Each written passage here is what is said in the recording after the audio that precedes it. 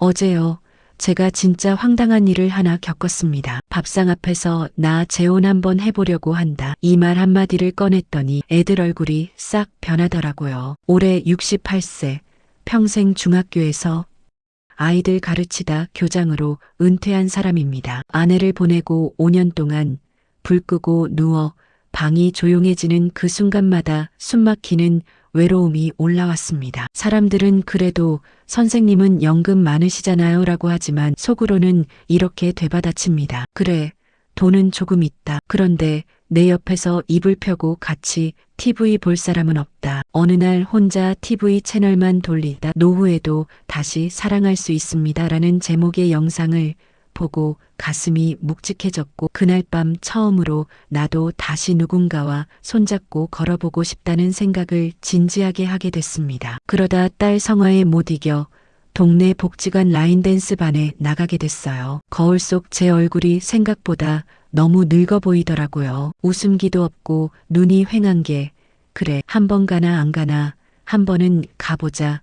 마음 먹고 셔츠를 다려 입고 나갔죠. 그곳에서 남편을 먼저 보내고 숨막혀 하다가 억지로 밖에 나오게 됐다는 저보다 3살 어린 정숙 씨를 만났습니다. 라인댄스에서 오른발 왼발 헷갈리며 실수할 때마다 눈이 마주치면 같이 웃었고 그가 집에만 있으면 제 목소리도 잊어버리는 줄 알았다. 사람을 안 만나는 게 제일 위험하다고 말하는데 가슴이 콕 찔렸습니다. 집에 돌아가다 편의점 유리창에 비친 제 모습을 보며 그래 나 아직 안 죽었다는 생각이 처음으로 들었습니다. 우리는 매주 2번 라인댄스를 함께 추고 수업 끝나면 커피 한 잔, 밥 한 끼 나누는 사이가 됐습니다. 어느 날 그가 이제 선생님 말고 이름으로 불러도 되냐고 묻더니 제 이름을 부르고 저는 그를 그냥 정숙이라고 부르기 시작했죠. 그 순간 늙은 사람에게도 심장이 두근거릴 수 있구나 새삼 알게 됐습니다. 이 영상을 보는 분들 중에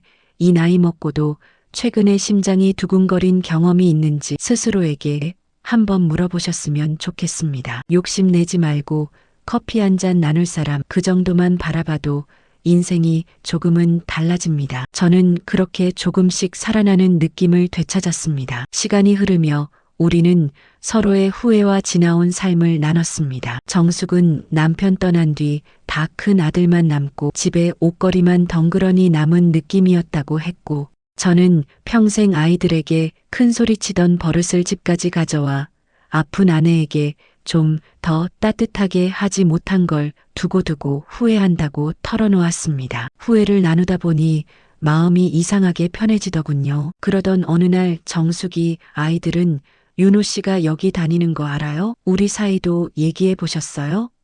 라고 물으며 숨는 관계는 싫다. 이 나이에 뭐가 부끄럽냐고 말했습니다. 그 말이 제 등을 세게 밀었고 저는 결국 자식들에게 솔직하게 말하기로 결심했습니다. 그날 저녁 가족 단톡에 이번 주 토요일 시간 좀 내라.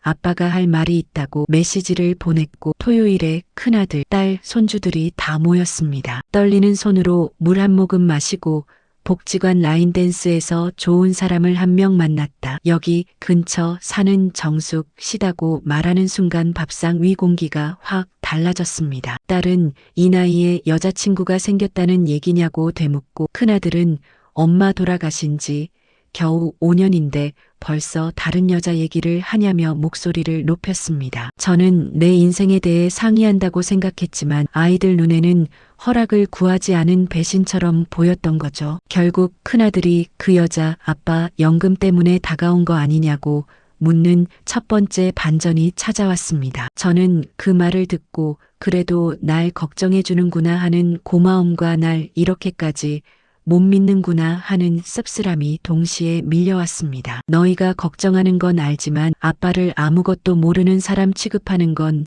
섭섭하다고 하니 큰아들은 우리가 지켜야 할 건 아빠뿐 아니라 우리 가족 전체라고 말했습니다. 딸은 그분이랑 얼마나 만나셨냐 묻고 제가 6달 정도라고 하자 놀라며 재혼 생각이냐고 따져 묻더군요. 손주는 할아버지 진짜 결혼해?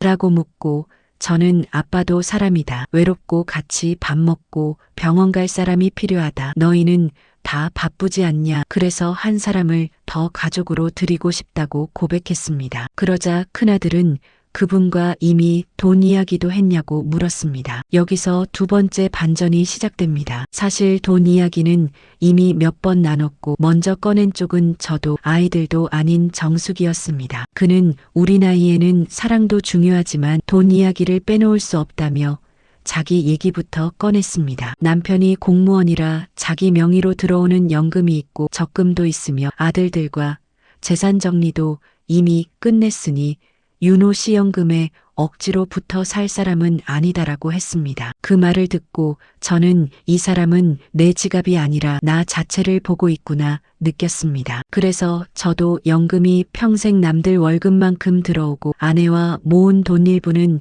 이미 애들에게 증여했고 나머지도 언젠가 정리해 줄 거라고 솔직히 말했습니다. 정숙은 각자 명예, 각자 통장, 각자 책임으로 나이 들어 서로의 짐이 아니라 벗이 되자고 제안했고 저는 이 사람과 함께라면 마지막까지 덜 외롭겠다고 조용히 마음먹었습니다. 다시 밥상으로 돌아와 저는 그 사실을 아이들에게 모두 이야기했습니다. 정숙이 먼저 각자 재산 각자 책임을 말했고 단 한 번도 연금 액수나 집 크기를 묻지 않았으며 대신 어디가 아픈지 밤에 잘 자는지부터 물어본 사람이라고 했습니다. 저는 아이들에게 누가 먼저 무엇을 묻느냐를 잘 봐라. 연금집부터 묻는 사람과 건강과 밥부터 묻는 사람은 다르다고 말했습니다. 그럼에도 아이들은 재혼은 너무 큰 일이고 법적으로 얽히면 복잡하며 요양병원 비용을 자식들이 떠안게 될까 걱정된다고 했습니다. 재혼은 사랑만의 문제가 아니라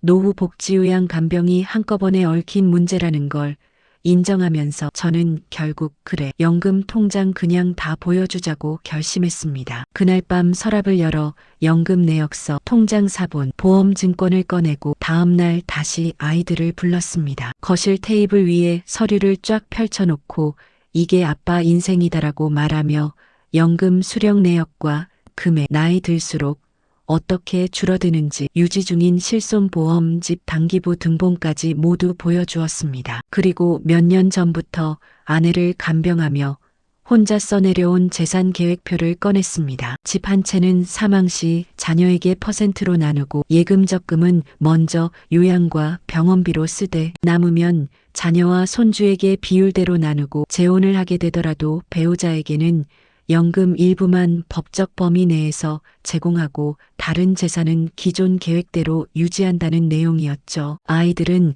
아버지가 우리가 생각한 것보다 훨씬 먼 길까지 보고 계셨구나 깨닫고 미안해하며 난리치던 입을 다물었습니다. 딸이 그럼 재혼하시겠다는 마음은 진심이냐고 묻자 저는 허락을 받으려 부른 게 아니라 중요한 결정을 할 때 너희를 빼놓고 싶지 않아 알려주고 싶었다고 했고 아이들은 그분을 우리도 한번 직접 만나보고 싶다며 함께 알아가 보자고 말했습니다. 그래서 우리는 다음 주 일요일 작은 식당을 예약했고 정숙에게 우리 애들이 당신을 한번 뵙고 싶어 한다고 알렸습니다. 그는 무섭지 않냐고 물었고 저는 솔직히 조금 무섭다. 그래도 이제는 피하지 않으려 한다고 답했습니다. 일요일 단정한 옷차림으로 들어온 정숙에게 큰아들과 딸, 손주가 차례로 인사하는 모습을 보며 아, 내 과거와 현재가 한 자리에 앉아 있구나 하는 묘한 감정이 들었습니다. 어색한 분위기 속에서 정숙이 먼저 윤호 씨 연금, 집 같은 건 관심 없다. 나도 먹고 살 만큼은 있다고 말하며 이 나이에 누군가의 이름을 기다리는 설렘이 좋아서 윤호를 좋아하게 됐다고 했습니다. 아이들이 아버지가 나중에 많이 아파도 곁에 계실 거냐고 현실적인 질문을 던지자 그는 제 몸을 장담할 수는 없지만 도망치지는 않겠다. 끝까지 같이 고민하겠다고 답했고 식사 끝 무렵 딸은 정말 재혼하게 되면 우리도 그 자리에 조금만 끼워달라. 두 분만의 결혼식이 아니라 우리가 다시 한번 가족이 되는 자리로 같이 서보고 싶다고 부탁했습니다. 저는 그 말을 듣고 눈물이 뚝 떨어졌습니다. 여기까지가 제 이야기입니다. 황혼 재혼을 입에 올렸더니 자식들이 연금, 집, 요양 얘기를 쏟아내며 난리를 쳤지만 제가 연금 통장을 펼쳐 보이고 미리 준비해 둔 계획을 설명하고 제가 사랑하는 사람을 당당히 그들 앞에 앉혀두고